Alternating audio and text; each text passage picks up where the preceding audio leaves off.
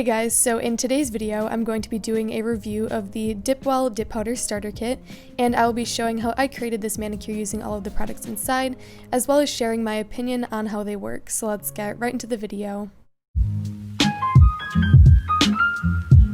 So first, I'm going to start off with a little unboxing. So here is the package that it came in, and this package actually took a really long time to get to my house. Now, I'm not completely sure if that's because of all of the coronavirus things going around, but it did take quite a while to get to me. And also, it was a little bit pricey. I think it was around like $45 or $50. I'm not quite sure, but I will put it in the description as well as on the screen. But anyway, here are some of the things that come inside. So there are some instructions, as well as a pack of tools, the 3 dip powders, and then the 5 dip liquids. So the first color is this really beautiful corally orange shade. There is also a super bright hot pink, as well as a clear, and I picked out the neon set, so that is the one that I will be trying out today. So there is a bond liquid, a base liquid, a dip powder activator, the top coat, as well as a brush cleaner. So now I'm going to be showing you guys a little bit more in depth. So here is the little package of tools, and once I opened it up, there was a nail file, an orange wood stick, as well as a buffer.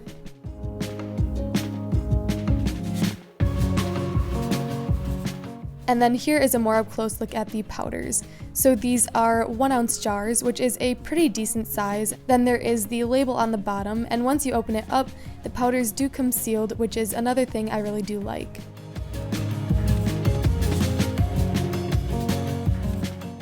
And here are all of the ingredients.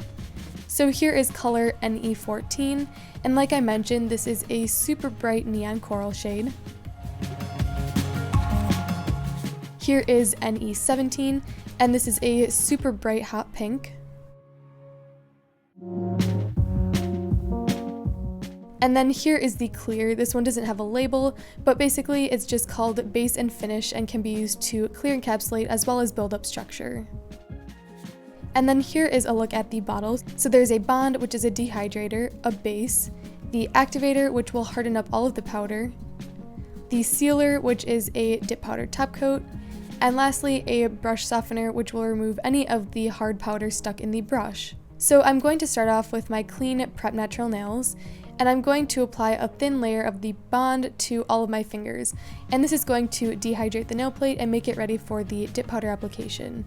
And just so you guys know, I am following all of the instructions as listed in the dip powder instruction list, just because I want to make sure the products work as best as possible. And I'm also going to stir up the colored pigment, just so that I get a really even, smooth application. So now I'm going to be starting with the dip powder application itself. So I'm going to apply a thin layer of the base to the entire nail and then dip into the powder. And one thing I noticed right off the bat was that the base was slightly runny and thin, something I don't really like just because it's a little bit harder to control. But if you like that consistency, this is a really great base. Another thing that I didn't really like was the brush.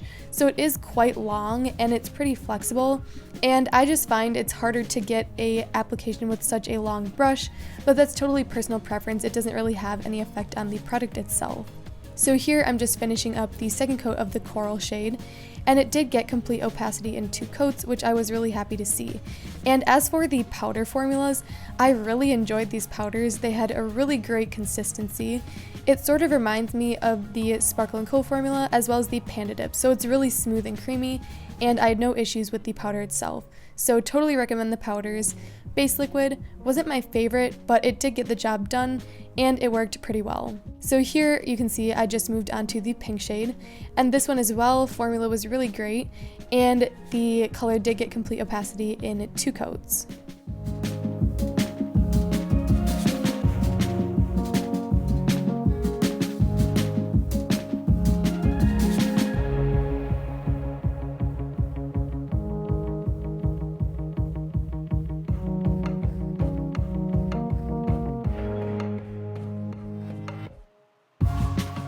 Alright, and now that all of the colored pigment is on the nails, I brushed off any of the excess, and now I'm going to be clear encapsulating with the clear powder.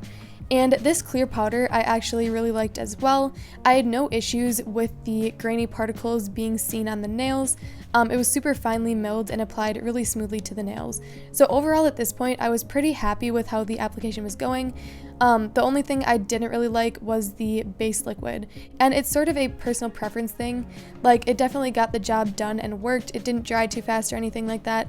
It just was a little bit thin and the brush was too long for my personal preference. And now I'm going to go in with the activator to harden up all of the powder. And I only applied one layer of the activator because that's what the instructions said, and I had no issues with it not drying the powder completely. So this activator worked really well and I was super pleased. And now I'm going to take the file that came in the kit and just fix up my shape a little bit. So I like to go along the free edge as well as the side walls just to make a crisp sort of square coffin, and I just go along until I'm happy. And then I also go on the top of the nail with the buffer to smooth it out and make it ready for top coat. And the file and buffing products, normally I would just recommend using your own, but these did work really well and I had no problems with them.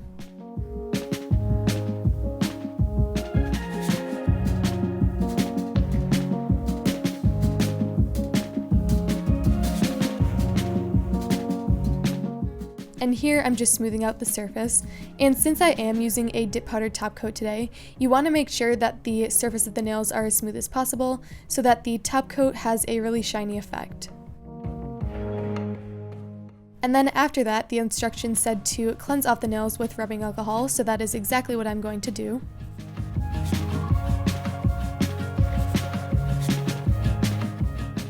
And then it said to go in with one more layer of activator before the top coat.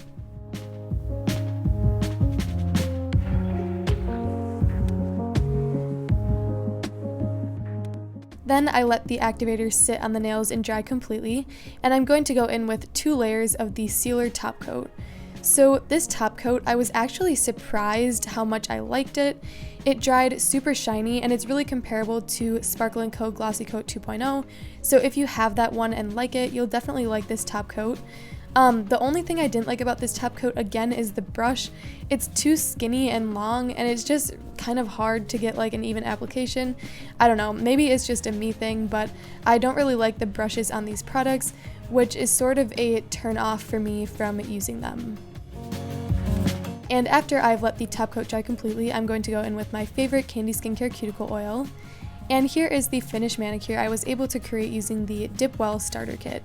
So obviously I did not conduct a wear test in this video, so I cannot speak on the longevity of these nails. However, based solely off of the application, I was really impressed with this dip powder starter kit. And when I first picked it up, since you guys highly requested me to try it, I didn't have my hopes super high just because I heard a lot of negative things about this kit. However, I didn't really experience any negatives. I had an overall really positive experience, and the only things I didn't like were the brushes and the consistency of the base. But other than that, I really do recommend this kit. If you're looking for a great starter kit, this one is definitely one of them. Now, would I recommend this one over the Sparkle & Co. starter kit? I don't think so, just because I really do like the Sparkle & Co. liquids, as well as the powder options. And this one I remember being a little bit more high in price, so just something to take into consideration.